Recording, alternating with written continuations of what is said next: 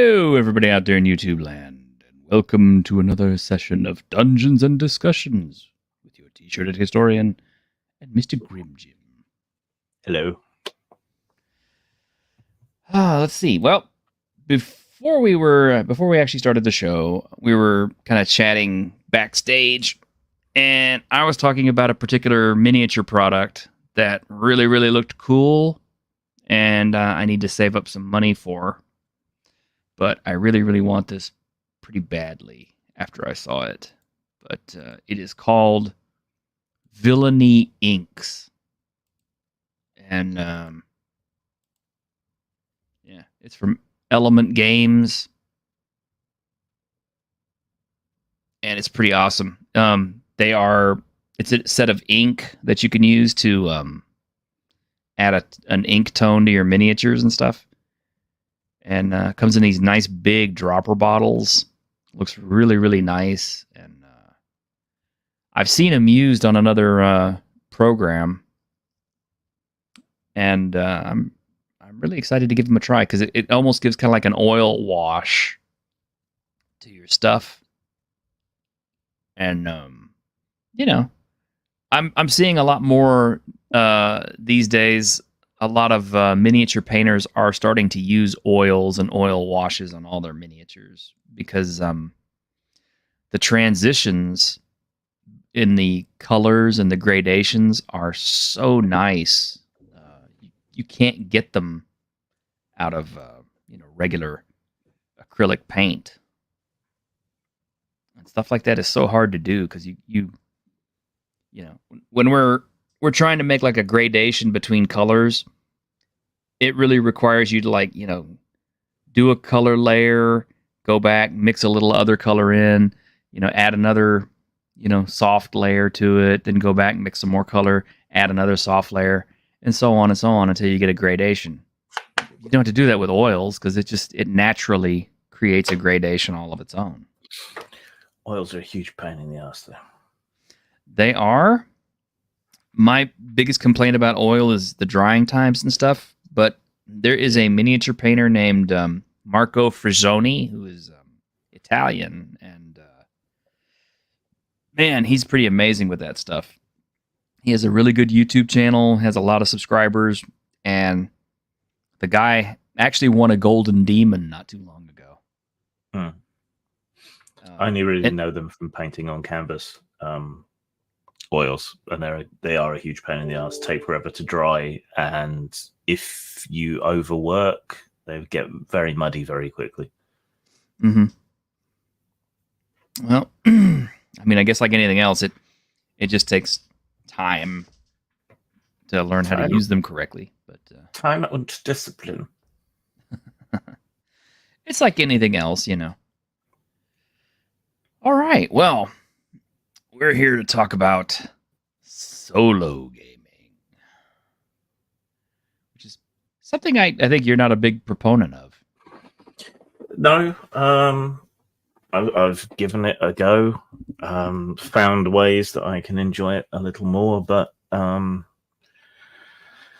me, weirdly, for a mental shut-in, it's the social aspect of the games that I like, the performative aspect. I think because I'm a forever GM, that gives me a kind of control over the social situation, which makes it easier for me than other ones. So, I think for me, it's role-playing. It's a social thing. And it's a fair point. Just out of curiosity, I had to do a little bit of research on it because, I'm no stranger to solo gaming. And checking out, DTRPG, I just typed in solo, and it's like, I think I was all the way up to like 9 pages of stuff. It's a huge growth area, and even like bigger name RPGs are including solo stuff in them. And I actually downloaded quite a bit of it. And hold on a minute, we gotta Got some comments out here. Doodle Squatch, hello, sir. How are you doing? Kane Q, if you have time, thought on spray versus brush paint applications.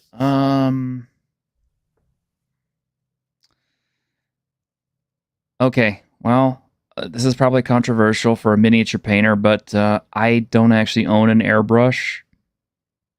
Mainly because, one, they're extremely expensive. Plus, the compressors are noisy, and that's another added cost to it.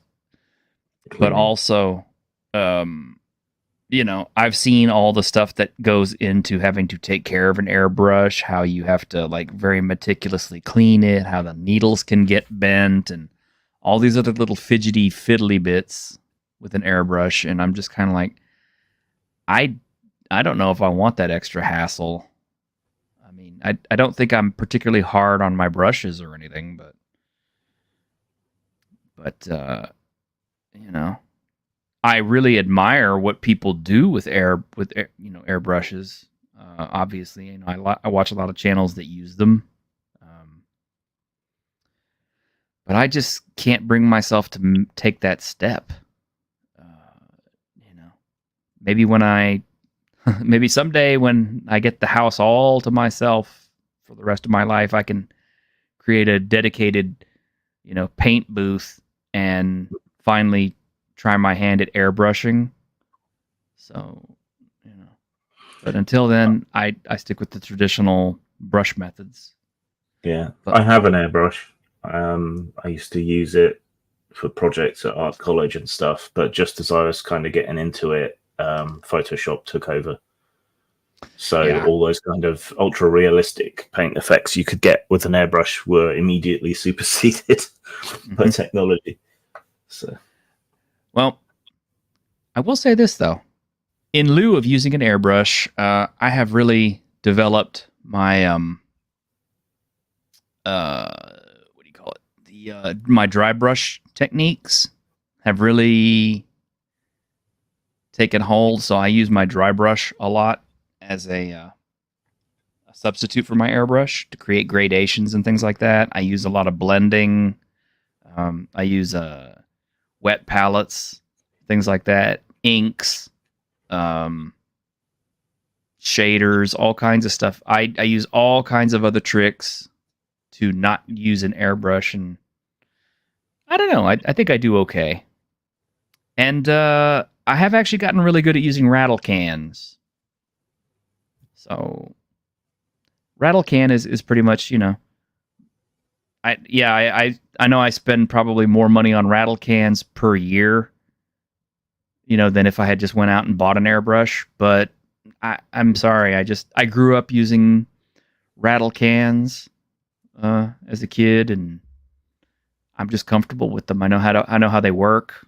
I know, the proper ways to hold them, how to shake them out, how to get them to apply paint. So it's my preferred thing, and I still get some good results out of it. I mean, give me a sec here.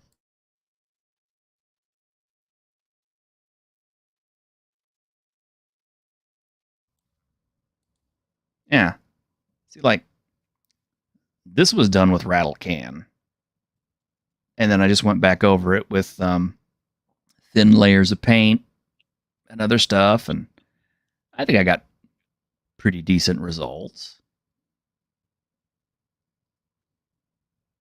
But back to the solo activity. Yeah. Sorry. Segueing way off topic, but could there be a connection in the rise of solo RPGs and the growing disconnection and alienation of people thanks to the internet age? See, that's what I really don't get, because the internet should be making it easier to find players and to come together and play games online and so on. And to an extent, that certainly seems to be true, but not as true as it was in the early days of the internet. When you suddenly realized there were other gaming groups out there and you could meet up and play games together and do stuff. That was before social media. That was forums and individual websites, and that felt like we were all being gathered together from our disparate small communities. Now it feels a lot less like that. I don't entirely know why. Well, okay. Kind of speaking for myself here. The first time I actually discovered RPGs, I was about 9 or 10 years old. And this was back in 1980, 1981. Obviously, we didn't have internets. We had telephones. But at that time, we also had the Satanic Panic. So mentioning to other people that you were into Dungeons and Dragons immediately got you lectures on, how bad it was, or horror stories of things that people did at their games, stuff like that. So role playing at that time tended to be kind of an underground activity, or it was something that you exclusively went to hobby stores for, where they already had, like little niches and stuff set up for it, and, places where you could meet other people to game. Yeah, like being inducted into a secret club or something. Yeah. So at the same time that I discovered it, the Choose Your Own Adventure books started coming out. And among them was, the Endless Quest books, which, the first one I ever picked up was Return to Brookmere by Rose Estes, who is a really sweet lady, by the way. I emailed her the other day to thank her for her books and everything. She was real nice. So shout out to Rose Estes. But I would say my first real gaming experience with the Choose Your Own Adventure format, of course, was the Fighting Fantasy books, because you actually had to use dice, and it was a little solo game contained within the pages, but there was also a narrative to go along with it. And that was extremely fun, and it also taught me a better way to run games, as opposed to just trying to kind of figure it out on your own by reading modules and stuff like that. Because unfortunately, the very first module I ever bought was Tomb of Horrors. And, a lot of games have had little mini solo adventures to help teach you the rules. Middle-earth Role-Playing had one. Tunnels and Trolls had one, obviously, because it's Tunnels and Trolls, and it was 1 foot in solo gaming and 1 foot in role-playing. Mm-hmm. Most of the D6 games had a Choose Your Own Adventure to teach you the rules. Yeah, there is that. Doodle says, you used to be really social in MMOs, and now you just play and keep to yourself. You don't know if the game's changed or you did. You did not change. The games did. Because obviously, I used to do solo MMOing. And yeah, there was a time when just grinding by yourself was just kind of the norm. And I guess it still is, because a lot of people seem to prefer it. There are lots and lots of people who prefer PvE servers versus PvP. So that kind of tells you something. Yeah, though I've tended to find it the other way around, in that most people seem to prefer PvP, and that's where most of the developer attention goes. So you're kind of left to languish on the PvE servers. And I always wanted to roleplay in these places. But even on roleplay servers, no one roleplays. So.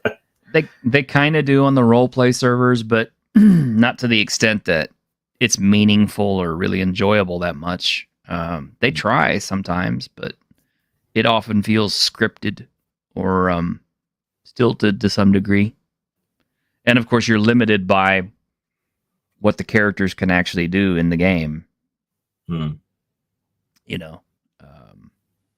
that's a limitation of video games.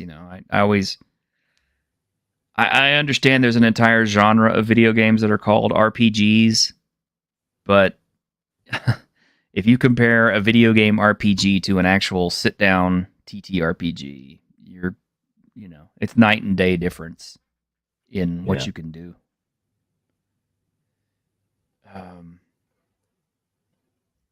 Let's see. Kit It says solo games aren't a high priority for me, mostly because I'm lazy and playing at a table with capable players. Yeah, if you have that capability, yeah, certainly most of us would probably rather game with a group than by ourselves.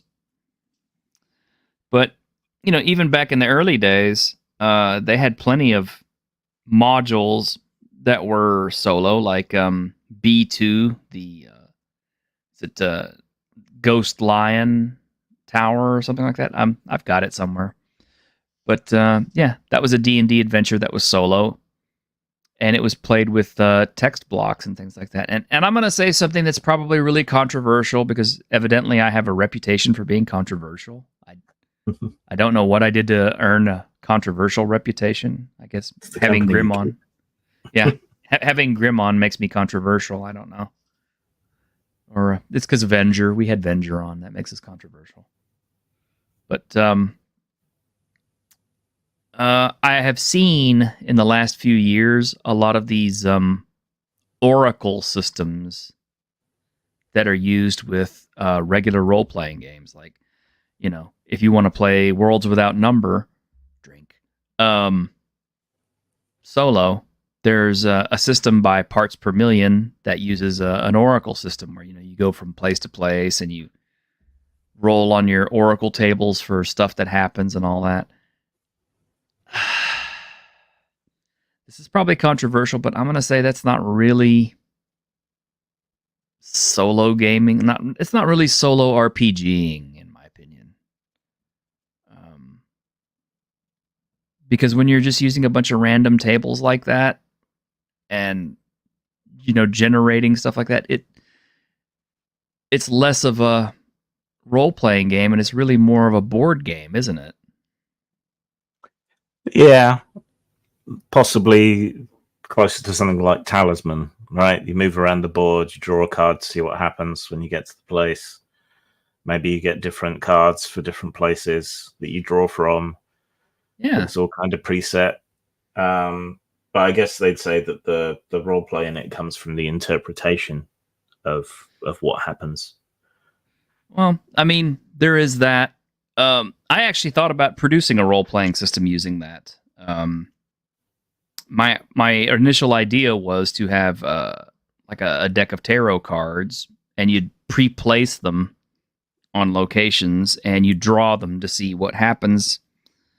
But then you would, whatever you drew, you'd have to go look it up in the book to see what happens in that location. Yeah. And I thought, yeah, that'd be a lot of fun. That'd be a nice role playing game. But then I started thinking, is it really a role playing game? It's really a board game at that point.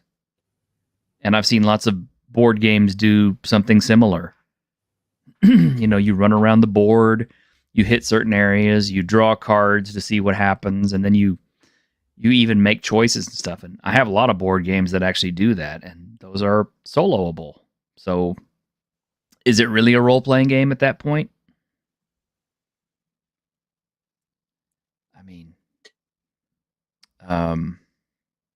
I mean, technically, you have open choices in these games as to what you can do. So if you run into a situation, it's up to you to determine, what you want to do to try and deal with the situation. But then it's also up to you via the rules to arbitrate what happens. Mm-hmm. So you're inhabiting the role of games master and player at the same time. Which for me doesn't work because I can't spring something on players and have them react in interesting ways in character. I can't surprise myself because whatever decision I make is a decision I've made. So I know whether I will accept my cockamamie scheme or not, before I even start. So yeah, and that's a big part of the social aspect for me. I love that moment when the penny drops about the bad guy's evil scheme or whatever. And there's that genuine look of shock and excitement on players' faces. I can't do that to myself. Yeah. And I understand that as well. I mean, it's just not the same. Interestingly enough, though, there were game books that were made back in the 80s. Why Why is everything back in the 80s? Let's go back to the 80s, Grim. Everything was better. um, but they were, I believe they were called Dragon Quest. I'm not sure about the names. I used to own a bunch of them, and I don't know where they are now. But they had things like, Quest of the Dragon's Eye and Quest for the Unicorn's Horn and all this kind of stuff. And they had pre-made characters that you would play in the game, and you were basically playing through the narrative as that character. But they used D&D core mechanics, rolling up your stats and stuff like that, and keeping track of your hit points, picking your spells and stuff like that. And you'd play through the game book. That was closer to a role-playing game. And honestly, I kind of like that form of solo gaming, just because there's a narrative. You can kind of immerse yourself in the character a little bit, as long as your imagination is working pretty good in the book, and make your choices and things. And I don't know, like the Lone Wolf books and stuff like that, they were so much fun. The stories were so good, and plus you could carry all your equipment and gear, your character, from one book to the next to see how you progressed. And the only other series I know that still does that to this day is Dave Morris's Fabled Lands series, where literally you pick up the books, and as you travel from location to location, your character gets stuff, and you can literally cross from one place to another using the books themselves. If you take a boat and get on this boat, then it'll say, okay, you need a copy of this book. Go pick up this book, and you can continue your adventure from there. Otherwise, stay here and continue on. And those books are really good. Of course, now they made a video game about it, so I haven't checked that out yet. I guess I'll have to. Maybe talk to Dave and see what he thinks about it. Is that actually out yet? Yeah, it is. Okay. The Fabled Lands role-playing game is out on Steam. But, yeah, I was actually surprised to find out all the different solo stuff around, and it's been around for a long, long time. Pull up some. There's a company that is up on DriveThruRPG called Original Frontiers, where that's all they do is they sell. Well, I'll show you. I feel so unprepared this morning. I don't know why that is, despite the fact that I did all this preparation last night. So this company, they make adventures that you can get into, and they have complete rule sets for all these different genres. And they even sell stuff like this, which is like character classes that you can use as part of their framework for their games, which I thought was pretty sharp. I thought it was a good idea, and I was kind of like, I wish I had thought of something like that, because what a great idea. I mean, make a game system so everybody has to use the game system, and then build adventures for it so people can play the adventures, but also make different character classes and sell those individually so people can try it out with different classes. Wow, oh my gosh. Wizards of the Coast. Don't you get any ideas? They're already going to do worse things, I'm sure. I'm sure. But I was actually surprised to find out that Rune Quest had an entire book full of solo stuff. Which version of Rune Quest? Yeah, I'm trying to pull it up. I have all this stuff in a folder, and unfortunately, it's all in a folder. But yeah, here we go. Solo Quest, Rune Quest Classic Collection, yeah. I don't know when this was made. But as you can see, yeah, it's like, yeah, Steve Perrin was actually working on it. So that's how old this is. Yeah, 1982, 1983. And at first I thought that was pretty cool, but then I saw what it was like. So you're dream questing, basically, and it's already got suggestions for what happens, or for how the game should play out. And all it is like a series of little encounters with various characters. Which, to me, you know, it's not as interesting as, you know, I was hoping it would be something to the effect of, you know, you at least get to read stuff and make choices and stuff like that. And instead it's literally just miniature encounters, you know, with fights and everything else. So yeah, a little less than what I had hoped. little vignettes. Yeah. Although I do love the Rune Quest system still.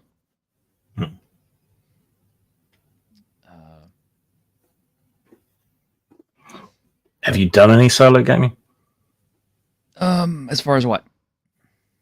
As far as any of it, as it seems to be meant today. So not as choose your own adventure books, but using oracles and all that.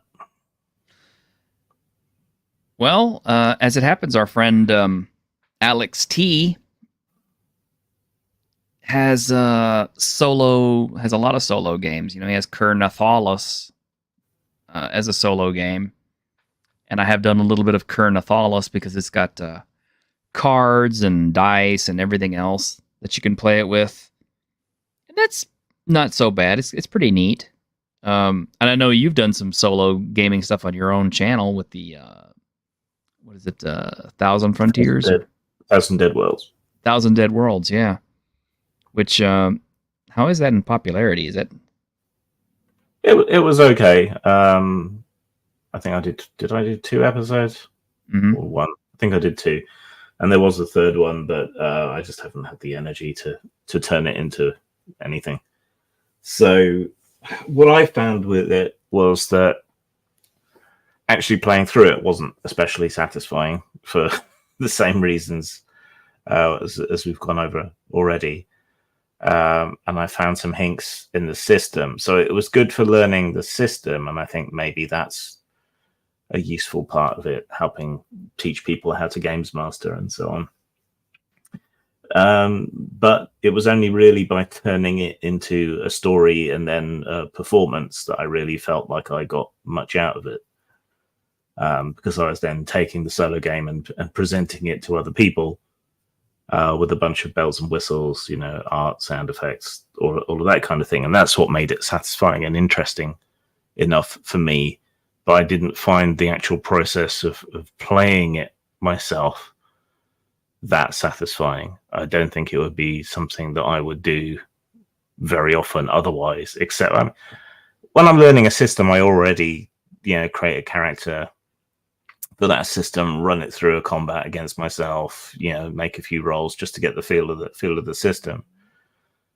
So I already kind of do that, but that might be a role for solo gaming, but it's just, it doesn't scratch the itch for me in and of itself to play the game.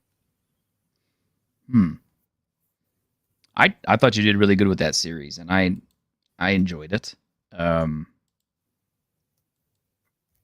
Here is an example of the one of the core rule books for Original Frontiers, just so you can kind of see. And I'm pretty sure it's all AI generated art, but you know, that's okay. I mean, the books are cheap, like $9, and you literally get all of their content. And oh man, it's an insane amount of content. It's honestly, it's the most bang for $9 I have ever spent. Because they have so many different game varieties and stuff like that. They'll scratch any itch that you really are having. But yeah, like Hex and Reach is one of their Games, one of their game systems that they use, which is Dark Fantasy Tabletop. And it's got a full set of rules for how the game operates and some really good art. Well, I mean, it's AI, but still. Need AI to do layout for them as well. I kind of think so, because they really have a lot of... Everything's double spaced, and yeah. Yeah. My real wish would be that this guy had some print on demand. I mean, he'd have to change up a lot of the stuff in his format, obviously, because the solid black stuff looks really good in PDF, but trying to print all that would be... I mean, if you were printing it yourself, forget it. But getting it through a printer would probably cost extra money. But yeah, it's got everything for like what you can do every turn, actions and combats, including stuff like sneaking and melee and everything else. It's a full system. I'm not particularly sure how good it is. I haven't actually tried it yet, but I am looking forward to giving it a try since I bought into it. Because some of the settings and the stories are more interesting than others. And it is fairly robust. So, these kind of solo games can be pretty in-depth. I like that he's got illustrations for everything. I think he covers everything pretty well. And it's, in kind of a tasteful format. And this I figured would be interesting to you. This is they made a Dragon Warriors solo adventure. In fact, they had several Dragon Warriors solo adventures, and they're all free from Red Ruin. Yeah, so the Dragon Warriors system is very similar to the one Dave used in, I think, Bloodsword, which was a series of solo game books with slightly more open-ended combat than most game books. So, yeah, it should work. Well, what I like about these is, one, it has entries, but it also has hyperlinked stuff to where you make choices. Like, climb the hill to the guard tower. Okay, then you go to that entry and you can actually see what's going on. And this is the kind of solo gaming I can get into because there's a story kind of built into it with a little bit of a narrative. And you can make your own choices and go where you want to and play out the combats. And it feels more like the old fighting fantasy books, even if the entries are really short and there's not very much in the way of pictures.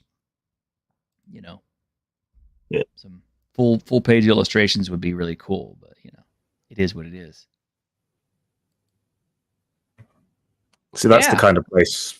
That's the kind of place where I think AI has its place. If you're just doing like a little free project or you're skint, you don't have any money for it, then it can create filler. So yeah, and speaking of solo gaming, I have used like a chat AI to have solo games, and some of them can really come off the rails because since the chat reacts to whatever you're doing, you can totally throw the narrative off. Like if it describes, you emerge in a gritty downtown cyberpunk city, and then you type in something like, okay, well, I pull out my purple rutabaga, gun and start gorfing everybody, and it's like, and it just goes along with you. Yeah. And it just riffs off of whatever you do. So in a way, that's almost as much fun as role playing with another person, just because if you have a GM who's really groovy and, gets into whatever you're doing, then that's cool. I haven't had much success, must be said, trying to use ChatGPT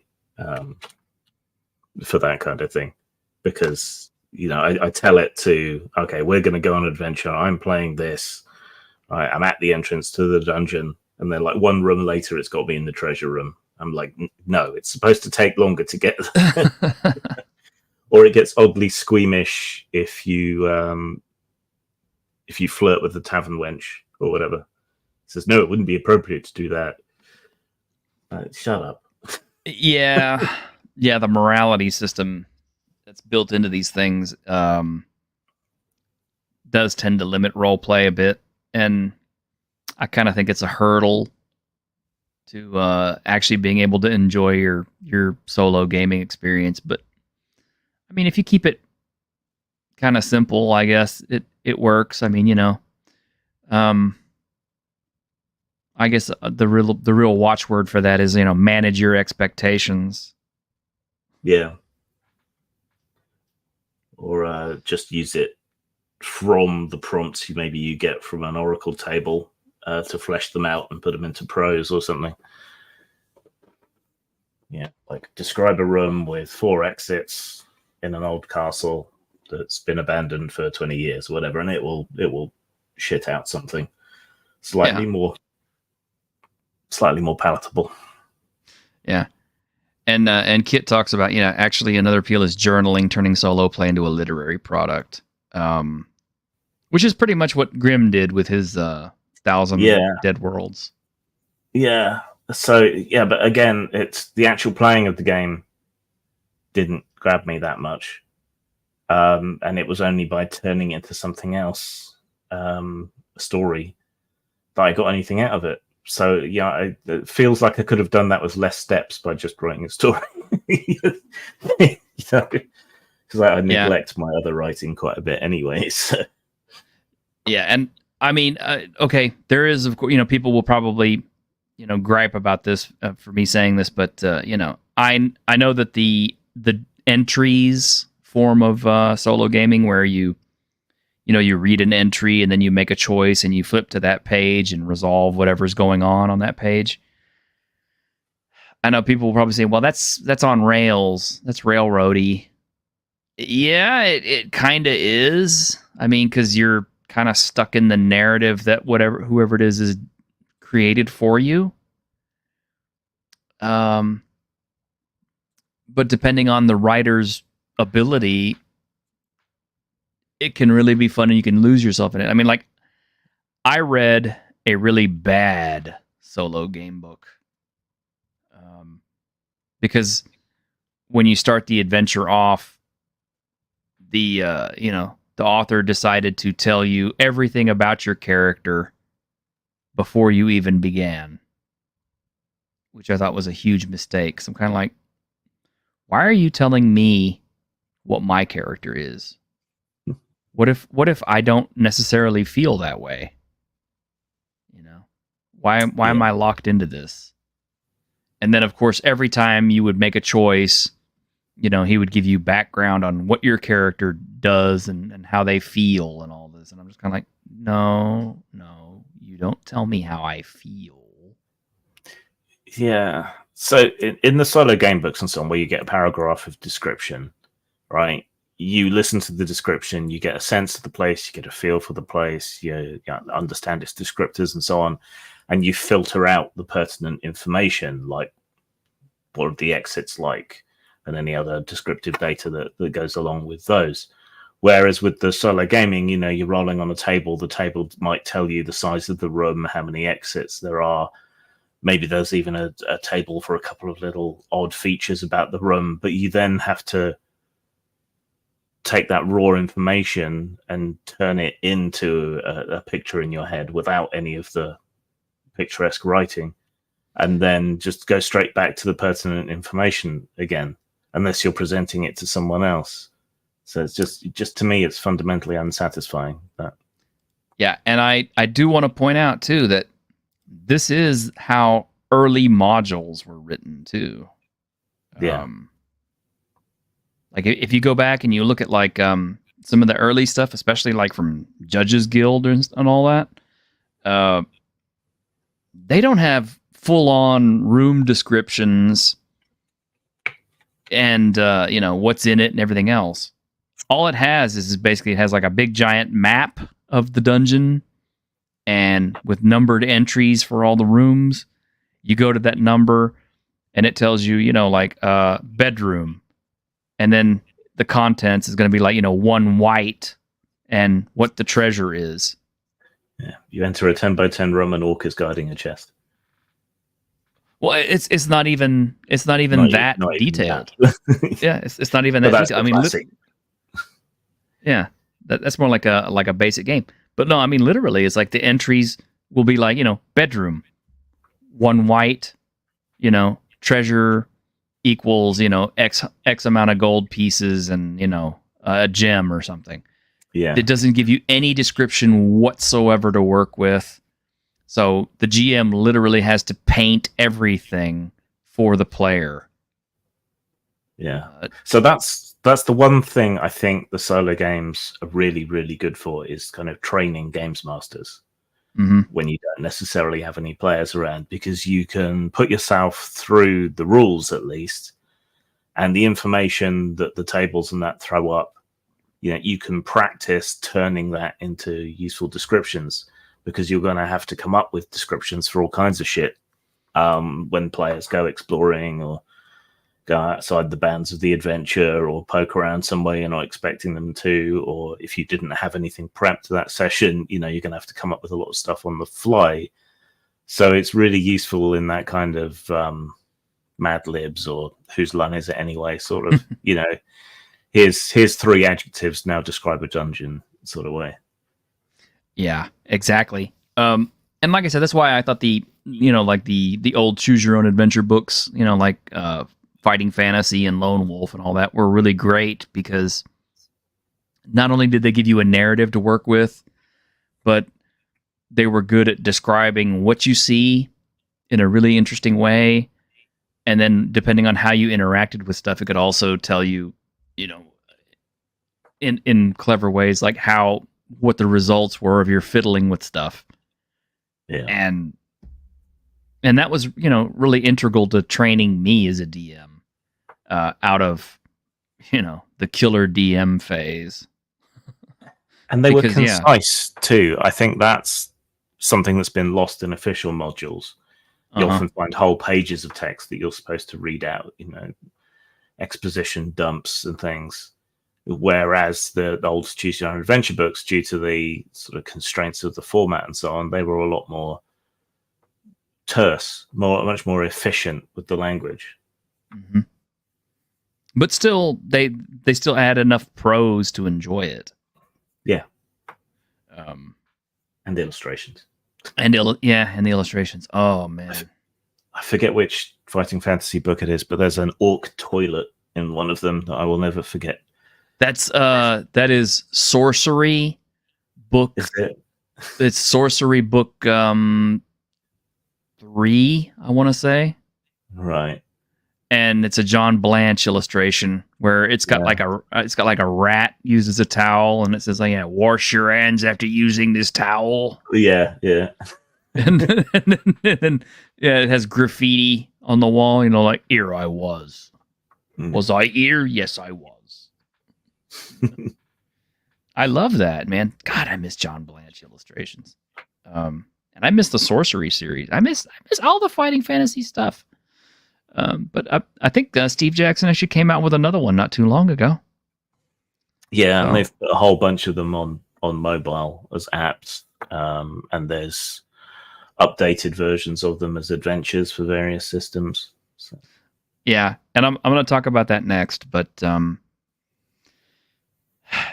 they also released a whole bunch of them to Scholastic. So Scholastic reprinted a bunch of them, but this is so unconscionable. I can't believe they did this. They redid all the artwork. What? Yeah, they used some Estonian or Lithuanian guy, and they redid all of the artwork in the Scholastic books, including the covers. I picked up a couple. I picked up House of Hell, and I picked up City of Thieves like a few years back to look at them to see what they were like, and Yeah, the new illustrations are just trash. I mean, I can't be nice about it. I'm sorry, but when That's you yeah, when you come off of some really brilliant artwork like from Ian McCaig or Russ Nicholson, and then you go to, Vladimir from Lithuania and his gray and black line drawing crap, and it's just like, no. It possibly really, a trifle unfair on Lithuanians and other Eastern Europeans, but yeah, they're not going to compare to the masters. yeah. Well, I'm not saying his artwork was bad because he's Lithuanian or anything. I don't even know if he's Lithuanian. He maybe is Estonian, or I don't remember. But yeah, the artwork was just not good. And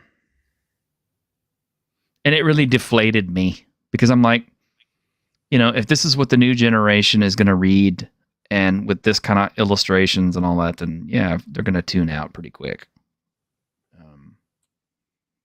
Because that was part of the appeal of the old Fighting Fantasy game books, is while you're flipping through, you'd see these, full color Russ Nicholson illustrations of some cool stuff, like, like the Minotaur and Warlock of Firetop Mountain, or the zombie. God, I remember that zombie was scary as hell.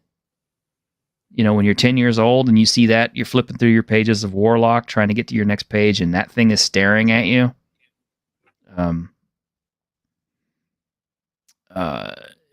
So it was kind of exciting because you kind of realize, oh my gosh, at some point I'm going to run into this, or I can run into this. So the anticipation was kind of fun. And it's something you can't really get out of anything else. Which kind of leads me to another part of solo gaming, and one of the reasons why I think solo gaming is kind of in a weird place, and that is because of computer gaming. Because now, yeah, like you said, they've transferred everything from Fighting Fantasy to the apps, and I've used that before, and I've had fun with it because it is pretty much like reading the old books again, except it's on an app. But I'm not necessarily talking about apps so much as with the, Unity engine and all the easy way that it is to program stuff now. It's almost easier just to fire up a video game and, play through it as your RPG.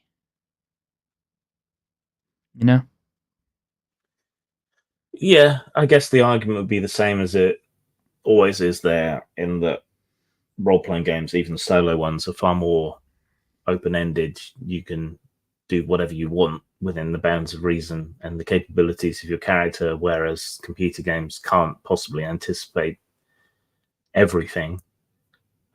Like, say, if someone's going to pile up 20 crates, turn into an owlbear and jump off them. Yeah.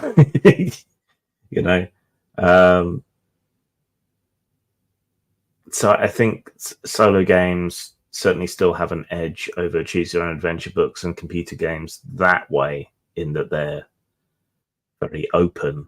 But the ease, people tend to follow the path of least resistance most of the time. So if it's easier to do one thing over the other, they'll tend to do that easy thing. Yeah. And with the advent of a lot of sandbox gaming, especially with open world RPG type stuff that is available on computer games, it's almost easier to solo role play something like that. And some games kind of cater to that. But I mean, how many times have you fired up Skyrim and the first thing you're doing is you don't know anything about your character, and since your character is a voiceless protagonist, he can be whatever they want, or whatever you want. And especially with all the mods that you can add in, your character can look like whatever you want or be whatever you want. And then you just proceed throughout the game, following that and its narrative and everything else. And it's,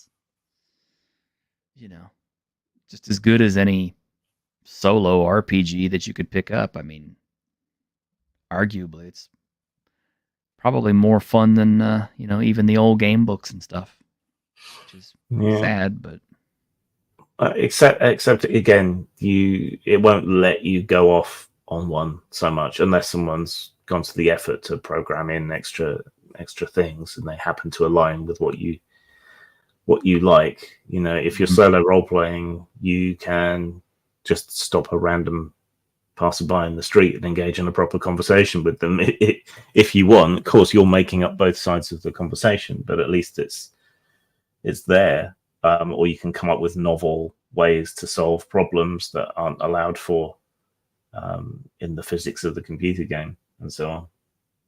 Yeah. I thought it was kind of funny because somebody was they were talking about Tomb of Horrors recently, and somebody was talking about, because that particular module is such a, asshole-ish kind of setting to begin with, then you deserve every right to be an asshole back. And so what you should do, instead of actually proceeding through the Tomb of Horrors, is, go hire a giant dwarven excavation team to dig out the entire hilltop, so you could see with the dungeon all laid out, know exactly where to go. And I just thought, yeah, that's pretty original, and that's something you can do in an actual, RPG. I mean, instead of going through the caves of chaos and keep on the Borderlands, it's like, how about, getting a dwarven dynamite crew to go and dynamite them all shut. There you go, adventure solved. We solved the problem. What do? We collapsed the caves of chaos.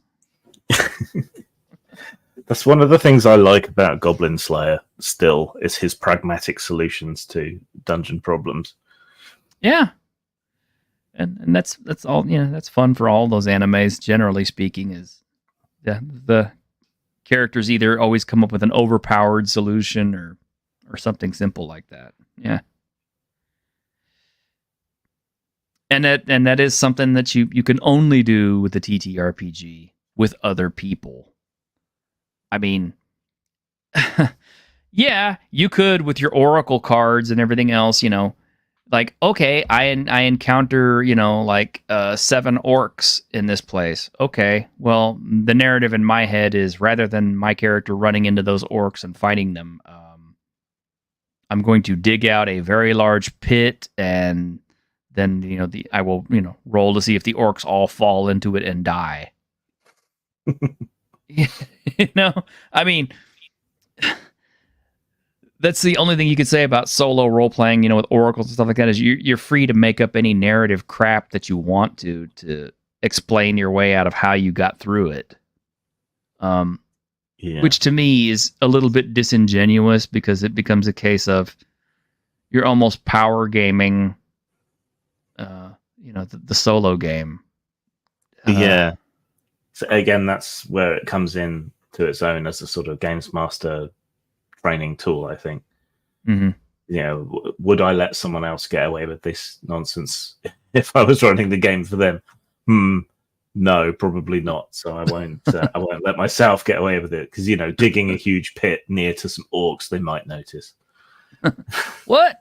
What do you mean? Instead of going through the locked door, you pull out your mining tools and start digging around the door? Yeah. And I guess that's the biggest limitation on solo gaming. Is like, if you're using like the narrative boxes and stuff like that with choosing paths to go on, you're kind of stuck on their train of wherever you're going. Yeah. But if you don't, then you're free to make up whatever kind of crap you want to and justify it and just say, oh, that's just how it goes. Something I bought a few years back from a Kickstarter, and it was cheap, actually. And it's still for sale. Was this little guy right here.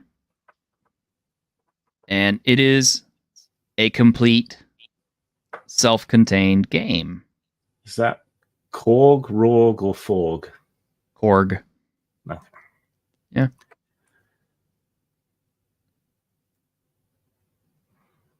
Yeah. See, your goal is, you retire at 50 gold pieces, you have 20 hit points, you can shop or explore, you cannot flee, things like that. And it's just a little mini game that this guy designed to carry in his wallet for when he went on trips and stuff like that. And these are add-on packs that I actually bought that lets you explore other areas and find other stuff.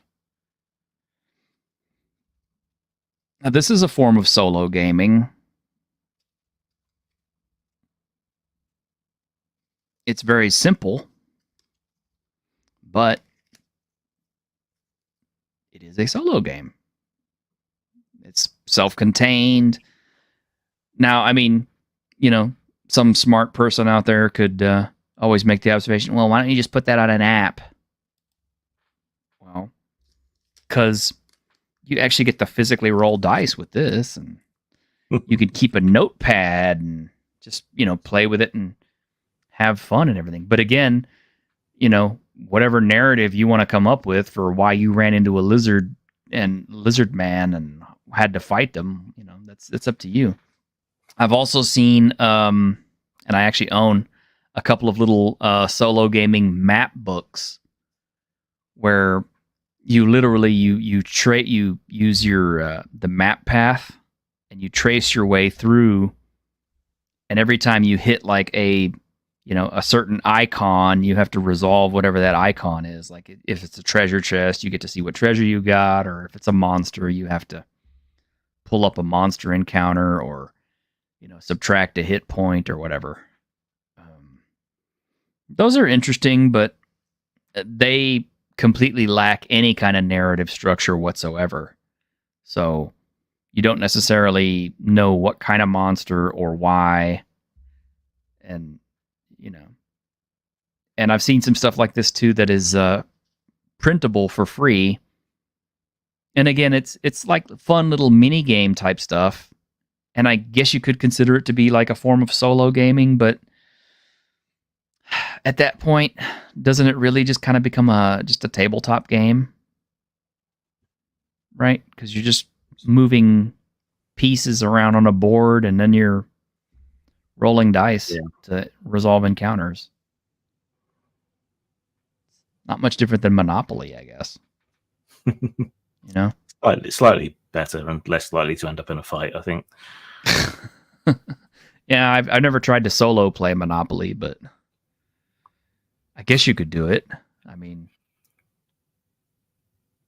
I don't know how much fun it would be, but it's just a cyberpunk version of Monopoly where you play a game of Monopoly first to set up the evil corporation, and then you play it in reverse as Cyberpunk's tearing it all down.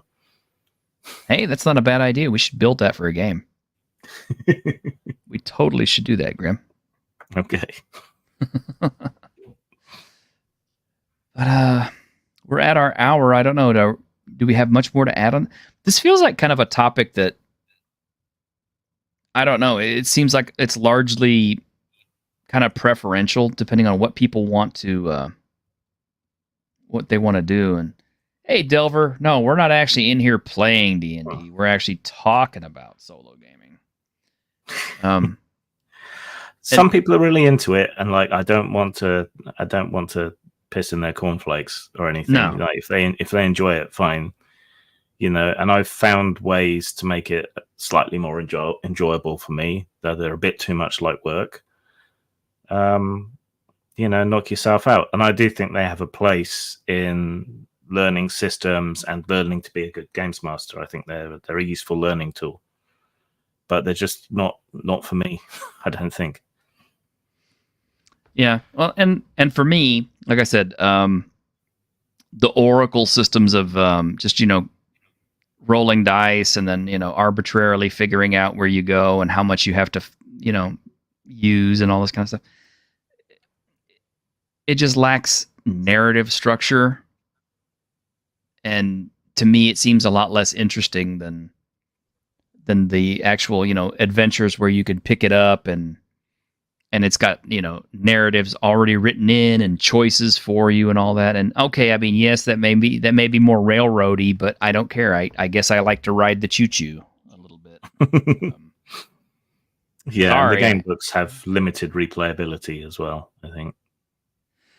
Yeah, that is a downside. And one of the bad things about the game book type things is like, yeah, after you've solved one of the mechanics of the thing, usually there's not more than one solution. It's not always the case, but once you've tried all the different combinations of, sticking the wrong gem in the right thing, it's, what else is there to do but go through the game perfect? And once you've solved it perfect, it's kind of like, well, I guess I really don't need to play that again. Thank you, Delver. Yes, thank you. We hit 1K last Tuesday, and I couldn't be more pleased. Okay, yeah, there you go. So you've read play reports of people soloing D&D, controlling all the characters, and writing it up as a campaign journal. Yeah. And I would be remiss if I did not remark about D&D. Obviously, my first experience with D&D was BX with, the Moldvay BX. And it was the big red book. And although it had examples of play, it didn't really have any adventures in it. Right? So later on, when I discovered Beck Me, which was, what was that, written by Menser? I believe. Yeah. I think so. Yeah. That actually did have a solo play adventure in it. I mean, yes, you played a character that was already predetermined in that one.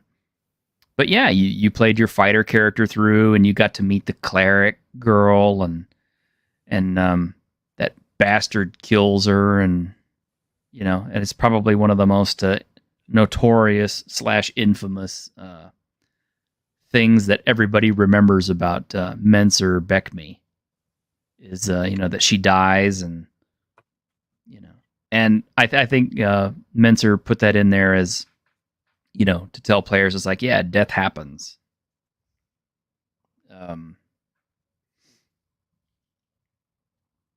But I remember. Go on. Finish your thought. But I remember that was probably one of my favorite things for D&D. Because, here it is. It's actually in a fully published source. It felt like the game books. It was something I could grasp, and I really enjoyed it. Now, they did have another little mini adventure attached to it, that you could go through later on, but it was more or less designed for your game master to run. Go ahead. So I think part of my problem with it, there's this episode of Red Dwarf. You know Red Dwarf, don't you? Mm-hmm. Yeah. So there's an episode of that where I think it's when they're stuck on a frozen moon and they're slowly burning all of Rimmer's stuff from his old chest or something that had a bunch of his keepsakes in it. And in amongst it, he's kept war diaries for all the games of Risk that he's played, as if he was some great general or something, describing it all.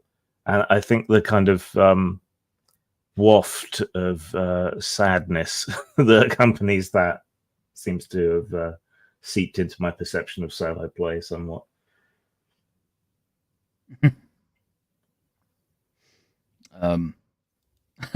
Yeah, Dunder Moose. Yeah, unseen servant makes a big difference in Tomb of Horrors. Yeah, if you can get your unseen servant to spring all the traps. Well, I mean, it's like what in the original thing didn't Gygax's players like unleash a whole herd of pigs into there just to set off all the traps? I could actually dedicate an entire video to Tomb of Horrors by itself, because it's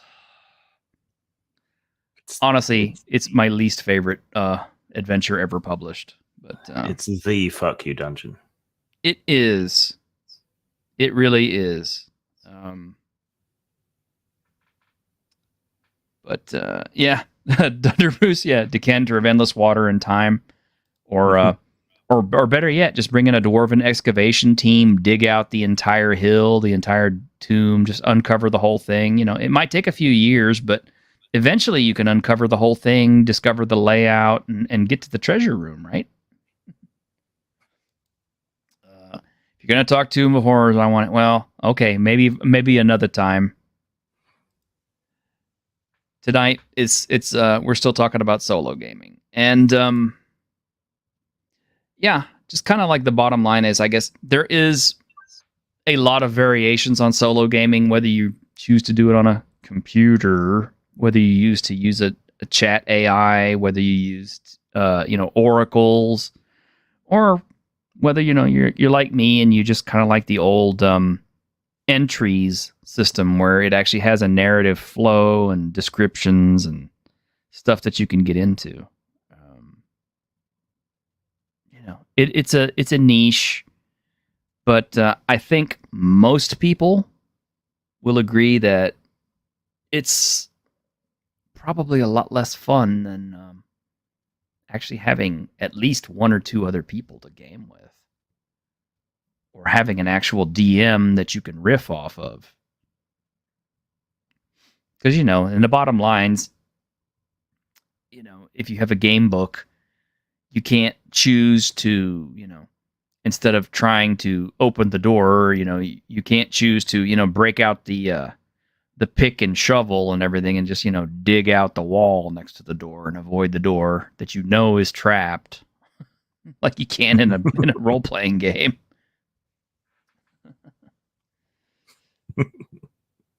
So yeah, I mean, solo gaming, it is what it is. I don't know. You have any closing thoughts on it? No, it's still a bit of a conundrum to me. Whenever I've commented on it, I've had plenty of activity in the comments below the videos. Some people get very angry that I'm not into it for some reason. I don't know why that is. It's not like I'm saying it's bad or anything, just that it doesn't tickle my pickle. But I've found ways to make it more enjoyable for me, and that is to turn it into a presentation by turning it into a video or a journal entry or whatever else. And I think it's also useful for learning systems and learning to games master more effectively. It's kind of like writer's prompts in that way, but again, that's a little bit too much like work for me.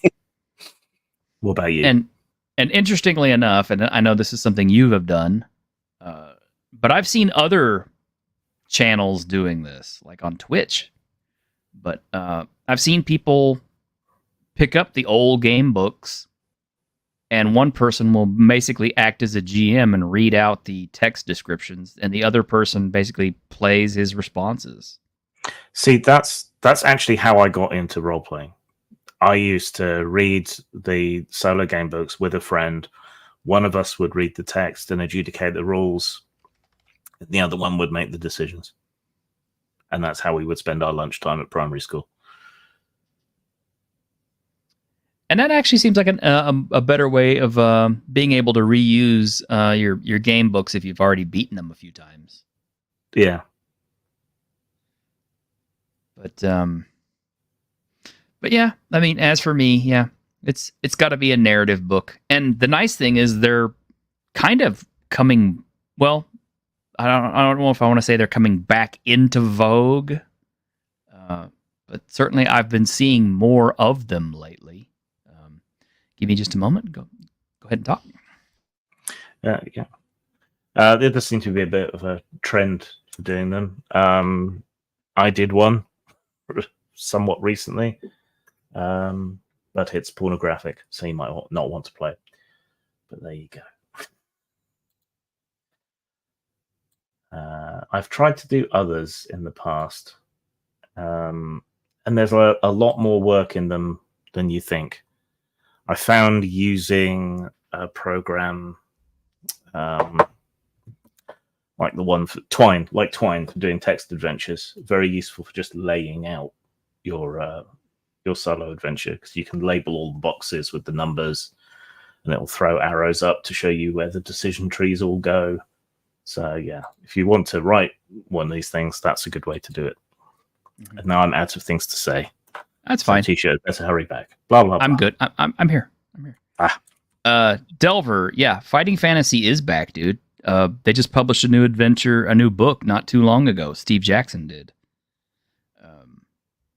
I mean, he's not back in the same way that they were, back in the 80s, but if you can't find that, like, this is a solo game book that's written by Dr. Graham A. Wilson, and this is the second one. I've got both of them.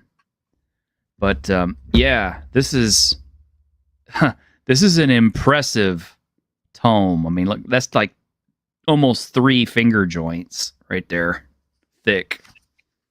And yeah, I've got a whole. It came with he gave me a set of dice with them and everything. It was pretty cool. But yeah, this is a complete choose your own. Well, let me blow it up because you can't see nothing from. This is a complete narrative adventure that you can. Yeah, and as you can see, this squashed to a pulp under a huge piece of masonry. Yeah. But I like stuff like this, where you have a narrative, you have things that happen to you in the game, you pick up things, you have conversations with people, even if it is kind of like on rails. I do wish there was some more illustrations in the book, but there are a few, and they're really nice. But yeah, this is like a fighting fantasy for adults. It's a fairly meaty tome, as you can see.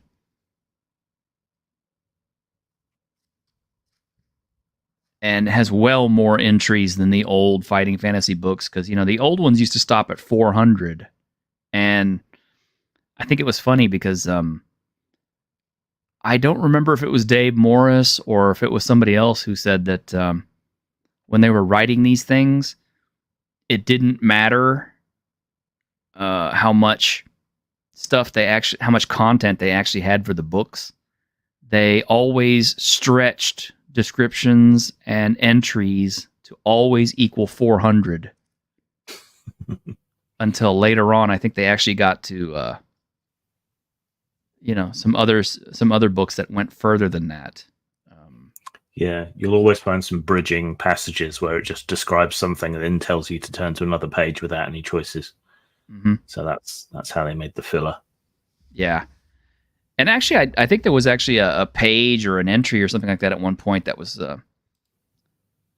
where they famously called it "turn to page 400." Like as if it was, because if you got to entry 400, that was you won. Yeah, you knew, so they couldn't use that directly from any of the from any of the choices because you just know.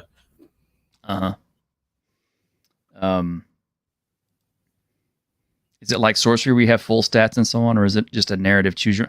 No, you have full stats, Delver. It's a full game. Yeah, it's like it is like Sorcery, and it is a continuation. So yeah, the character that you played in the first one can continue on into book 2, which is exactly the kind of thing I enjoy. The funny thing is, and poor Dave Morrison is responsible for this. His what's the name of the series that he did? The not Dark Sword, but it was I think it's Blood Sword. Blood Sword, yeah, the Blood Sword books. I've got all those. The only thing I did not like about the Blood Sword books was that you were running an entire party. I don't like solo game books that have parties. Because it's like, what's the point? Well, how did you feel about Dungeon Master and Eye of the Beholder and computer games like that, where you ran a whole party? Well, it was a computer game, so that was a little bit different. My favorite of those kind of things was the zine books, or the zine stuff. Might and Magic, yeah. Yeah, I really like the Might and Magic stuff. Although I did buy Wizardry not too long ago, because they Wizardry has continued on in Japan years and years after it stopped being released in America. So they're releasing new Wizardry stuff here that's being translated.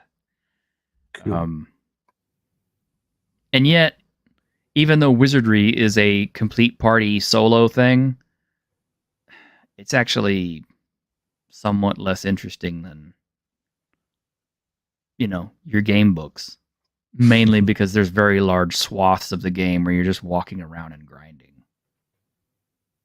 Which is something you don't normally do in solo adventures. Grinding in a Japanese game? I know, so crazy, huh?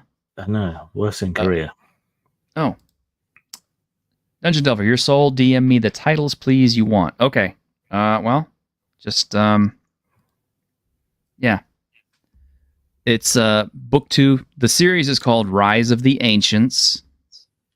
And it is by Dr. Graham A. Wilson, who I believe he's in Scotland. I bought them directly from him off of Facebook. But yeah, he's got 2 of these, and they're both this thick. They're big old game books. And if you buy them from him directly, he sends you a set of dice, 4 or 5 very, very nice custom dice, as well as some other goodies. So it's totally worth it. The only problem is the first time I ordered it, the first book I ordered from him kind of got lost in the mail because it was during the beer bug epidemic thing that we had going on. So I think it got lost somewhere in transit, somewhere over the Atlantic. And I didn't receive my copy for months and months and months. I mean, it was like a year later, and it finally showed up on my doorstep long after I had already contacted him for a replacement. So I ended up with 2 copies of it, which, if you sweet talk me, Delver, I can send you the other one. If you're really interested. But there you go. I guess it's kind of our thoughts on solo gaming. Kind of some pros and cons. A general kind of an overview of it. It is still very much alive and kicking and very strong. There's still lots of people who enjoy it, and certainly I would never begrudge anybody their enjoyment of it. But for me, solo gaming kind of ended when the game books era stopped. In fact, a lot of times on Amazon now, I'm actually actively hunting down game books that are still being made because people still make them, people still love them, people still have their own spins on them. It's just they're just not as popular as they were once. But there we go. Yep. All right, y'all. Thanks for hanging out with us to talk about solo gaming. I hope you enjoyed it. And, join us tonight. We've got Tuesday with Geeks. And, of course, this weekend on Saturday, we will have the Week in Geek. I don't know if we'll have any special guests. I don't have any lined up, but you never know during the week who I'll run into. So, yeah, and Press Gangen's coming on the show.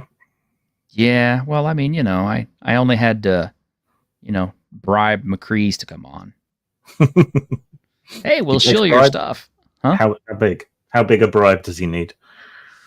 I told him, I said, well, we'll help shill your products. Yeah. Which that reminds me, guys. If you're out there and you're tuned in and you have a game project that you're writing or working on and you want to talk about it, I'm willing to give you some space to talk about it and get your views out there. I mean, hey, we hit 1K subscribers. That means ostensibly that at least 1,000 people out there are going to hear about it one way or another. So there you go. But until then, everybody out there in YouTube land, y'all take care and We'll see you tonight. The Dungeons and Dragons ride!